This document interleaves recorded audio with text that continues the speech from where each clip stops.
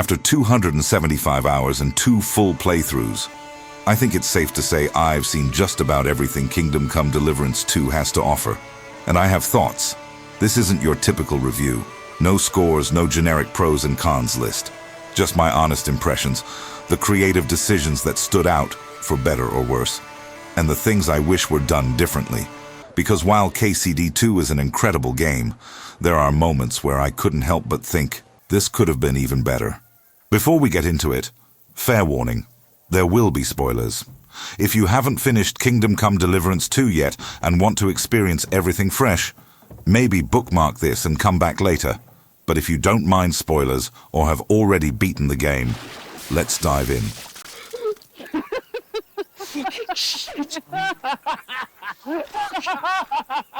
Let's talk about the main story. It's fun, packed with twists, drama, and action. But when it ended, I couldn't shake the feeling that there should have been more. It plays out like just a brief chapter in Henry's life, maybe a few weeks or a month at most. You enter a new region to deliver a message, get betrayed, Capon gets captured, you rescue him, steal Sigismund's silver, survive a siege, and that's it. A bad time? Well, it was just starting to be fun when you lot turn up and scatter them. But if you got any more like this, well, let's have them. Sure, there's plenty of preparation and setbacks along the way, but in the grand scheme of things, it feels like I've barely made a dent in the world.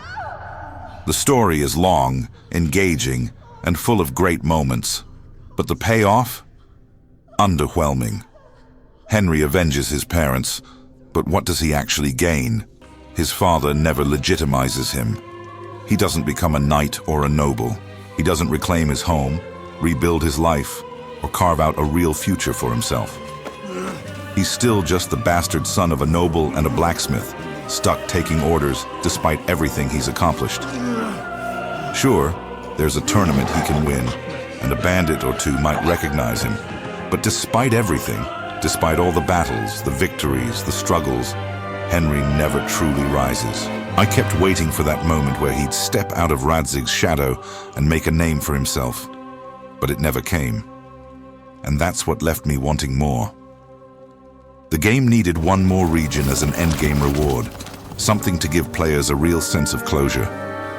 Imagine returning to Scarlet's, not just as a ruin, but as a place to rebuild.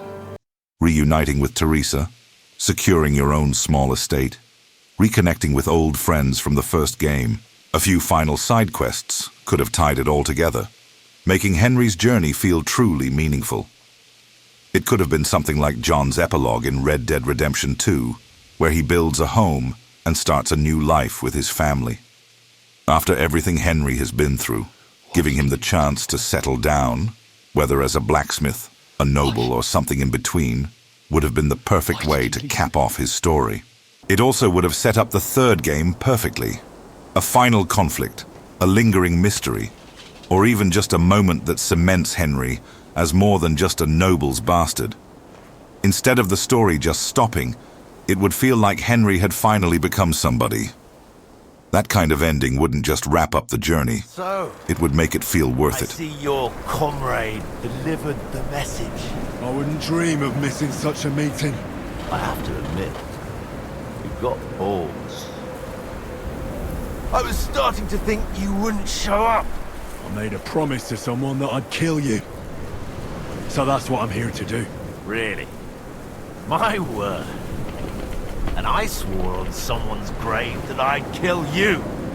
The side quests in KCD2 were solid, lengthy, engaging, and more than just basic fetch quests. There were treasures to find, investigations to unravel, and plenty of variety. Honestly, they were better than what some AAA titles offer today. But as good as they were, they didn't quite reach the level of something like Skyrim. That game had entire quest lines tied to factions like the Thieves Guild, the Dark Brotherhood, or the Companions, each with a rich story and meaningful rewards. Of course, KCD2 is more grounded in realism, so we're not turning into werewolves. But getting involved in a political faction, a secretive thieves guild, or even forming your own band of outlaws could have added another layer of depth. A system where Henry could climb the ranks of a group, influence events, or even carve out his own organization would have been a perfect addition. It would have given side quests a lasting impact, making Henry feel more like an active player in the world, rather than just running errands for nobles. You fucking killed him, you great Polish ox! You are going straight to hell for that. That's right, hell! And all those horned demons there will be taking turns with you. You just wait. They're gonna be fighting over your Polish arse. Przecież nie chciałem, no! Boże, czemu dałeś mi tak tępy łeb?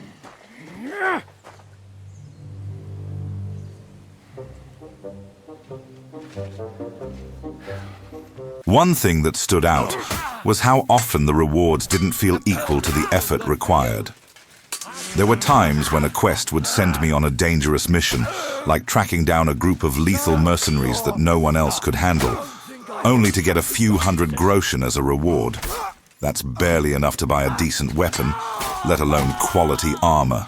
The game constantly hypes up how valuable these tasks are. I'll make it worth your while.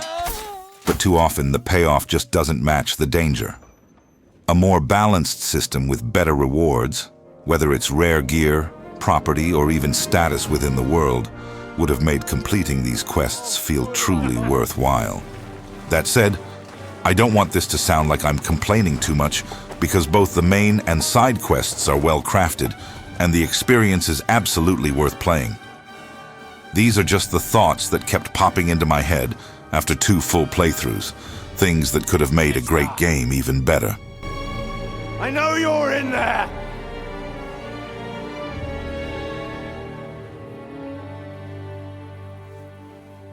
What are you doing here? Shouldn't you be licking Markvart's ass instead, let's? When it comes to combat, I feel like the developers are moving in the wrong direction. In the first game, the combat was difficult to master for both Henry and the player. It was supposed to feel realistic, but let's be honest, it was clunky and stiff. However, it had that raw, unpredictable quality that made every fight feel dangerous. In KCD2, the combat is definitely more refined, but it's also been simplified and made more accessible to new players. While I understand the reasoning behind this shift, I don't agree with it. I think the game could have embraced the realism even more. The combat could have been made to feel truly life-threatening, like a single mistake could cost you your life.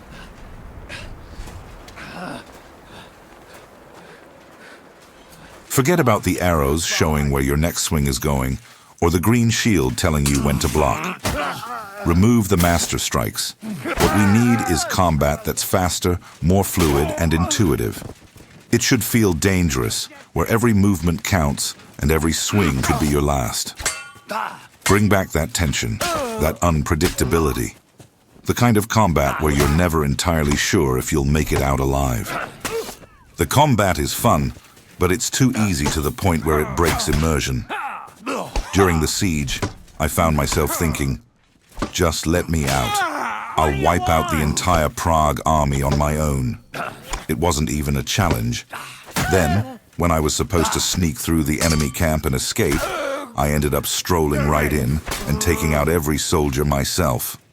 There was no need to get help, but the story had to proceed as if I hadn't just single-handedly wiped out their entire camp. In fact, I could have taken down Sigismund's entire army as soon as I reached the Kuttenberg region, but the game doesn't let you break the story in that way. While the combat is enjoyable, it's so easy that it strips away any sense of danger or tension. The stakes in the story feel less real when you're able to solo entire camps without breaking a sweat. It would have been far more immersive if the combat felt as threatening as the narrative itself. Let's talk about crafting and skills. Blacksmithing in the game is awesome. It looks cool, and it's rewarding. But here's the thing. Why can't Henry craft armor or design his own weapons? He's a blacksmith, yet he can only craft swords and axes after seeing a sketch of them. That doesn't really make sense. I understand needing an alchemy recipe, but blacksmithing should be different. After leveling up, especially after maxing out the skill, wouldn't it have been great if Henry could design and craft unique armor and weapons? Sure, you can craft Henry's quality weapons, which are the best in the game, but that's about it. It feels like a missed opportunity to make blacksmithing a true endgame skill. Imagine crafting one-of-a-kind gear that could define your character's journey. Another thing, there just weren't enough unique items in the game. The gear variety felt lacking, especially considering the game's emphasis on realism. More unique pieces, each with a story behind them, or tied to a specific event or achievement, would have really added some depth. Imagine if weapon crafting in KCD2 had a deeper level of customization. What if you had to actually balance the weapon's design, deciding on the materials for durability, weight, and sharpness? Every player could craft their own weapons tailored to their unique playstyle. Want a heavier, more durable sword that deals massive damage but slows you down? Go for it. Or perhaps a lighter, faster blade that's easier to wield but wears down quicker? That's a choice too. Being able to design a weapon from the ground up, choosing everything from the blade material to the hilt, would have made blacksmithing feel much more personal and rewarding. And imagine the satisfaction of forging a weapon that's not only effective but perfectly aligned with your combat style. Crafting would become more than just a way to make gear. It'd be a way to define your character's strength and skill. This level of customization could have elevated blacksmithing from a basic crafting mechanic to a core feature of the game, giving players the power to truly shape their experience. Alchemy is cool in KCD2. It's almost sim-like in how you gather ingredients, mix potions, and create all these useful concoctions. At the start of the game, I made enough potions to last me the whole journey. After that, I hardly touched it again. Sure, there were a couple of quests where I needed a potion to sober up or heal someone, but aside from that, alchemy didn't really play a role in the later stages of the game. There was no ancient potion of wisdom or anything unique that you could craft as you progressed. It feels like a big missed opportunity, especially considering the depth of the crafting system. With how much focus the game places on realism, it would have been amazing if you could discover or craft potions tied to the deeper lore or powerful abilities, something rare and unique to find in the mid to late game. It would have kept alchemy relevant and provided players with more incentives to continue experimenting and crafting beyond the early stages. I do like the reading skill, mostly because it gives you more dialogue options, and who doesn't love having extra choices in a game? However, even after maxing out the skill, Henry still often comes off as clueless in the late game, which feels a little odd. Of course, writing entirely new dialogue for the main story based on Henry's literacy would be a huge undertaking, so I get why they didn't go that route. So, while the reading skill is a nice addition, it doesn't really have a drastic impact on the game. It's a solid feature that enhances the experience, but it's not something that changes the course of the story or gameplay significantly. Still, I appreciate it for what it adds, even if it's not a game changer. The drinking skill? Honestly, it's way more OP than I expected. On my second playthrough, I found myself drinking non-stop just to level it up, and the perks it unlocks are pretty damn good. At one point, I was so good at drinking that I didn't even need to eat, and it actually healed me. Yeah, it's that ridiculous. But here's the catch. If you're not careful, you'll end up addicted. It took me 3 in-game weeks to cure alcoholism because, as I leveled it up, it became increasingly difficult to stay tipsy without the negative effects kicking in. So while it's definitely a fun and surprisingly useful skill, you've got to keep an eye on it. Otherwise, you might end up needing a detox more than you planned.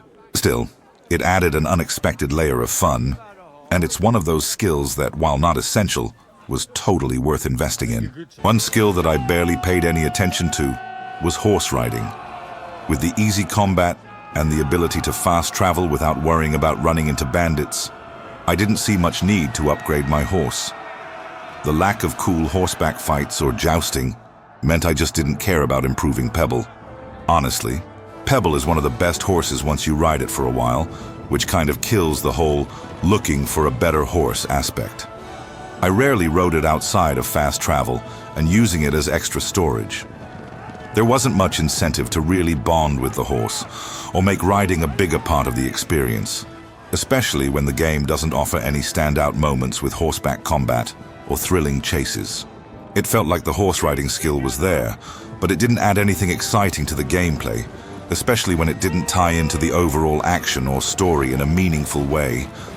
I think they should have done more with horses.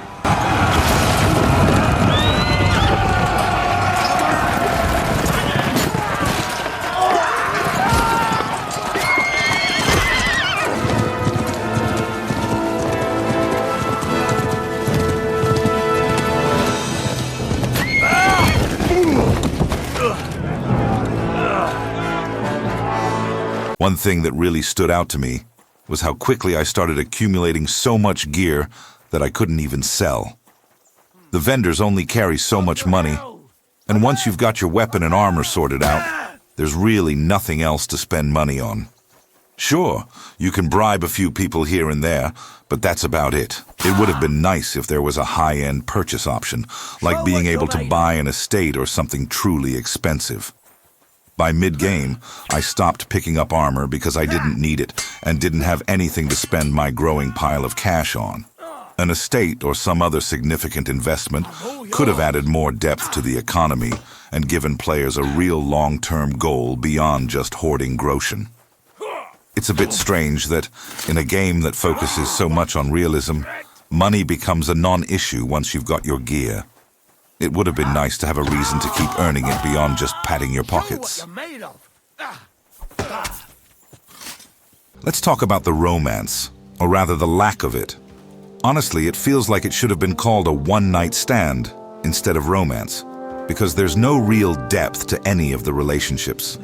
There are no dates, barely any flirting, and once you have your encounters, that's pretty much it. After your initial romance, there's no follow-up or meaningful emotional connection with anyone.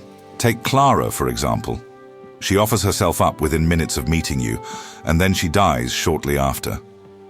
Rosa is a smart-mouthed noblewoman you sleep with once, but then she moves to a new region and won't continue a relationship with you because Henry isn't noble enough for her father to approve of. Then there's Catherine, who remains distant throughout the game, only to suddenly care about you in the end. You sleep with her once, and after that, you can't even talk to her again. Don't you dare get yourself killed. I'll be fine. Romancing Hans wasn't something I was interested in, and since he's getting married, it's unclear if there's any romance beyond that one cutscene. You too. Overall, the romance system doesn't feel fleshed out. It's more about fleeting encounters than building meaningful relationships. And it's a missed opportunity to add emotional depth to the game.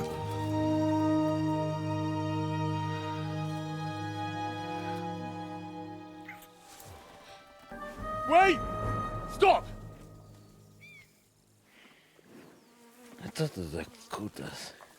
In KCD2, I never truly bonded with the secondary characters, especially those in Dry Devil's pack. While you do plan and take part in major events with characters like Hans or Zishka, the prep work and legwork are mostly left to you alone. There are a few missions where you do work together, but those are pretty limited. If you could have spent more time working alongside them, whether through shared missions or personal storylines, it would have made their sacrifices feel more significant, and you'd actually care more when something happens to them. There are some opportunities to get to know these characters, but they don't go deep enough. On the tree. More involvement with the secondary characters could have added depth to their roles and made their stories hit harder, turning them into true companions instead of just people passing through Henry's journey. Kingdom Come Deliverance II is a great game and definitely a fun journey. The world is rich, the combat engaging, and the experience is unique and memorable. That being said, some of the creative decisions didn't quite align with my tastes. I don't feel the need to mention the few bugs I encountered, because overall the game ran smoothly. My main concern is that KCD might lose its identity if it continues to cater too heavily to casual players. While I understand the need for accessibility, I think the game should stay true to its roots, embracing its realism and maintaining the challenging, immersive experience that made the first title stand out. They've already done great work, and with the right tweaks, they could easily take the next title to the next level. Big congratulations to Warhorse for an excellent release, though. Don't let my critiques discourage you from playing this game, because in the end, not everyone will agree with my opinion, and there's a lot to love here.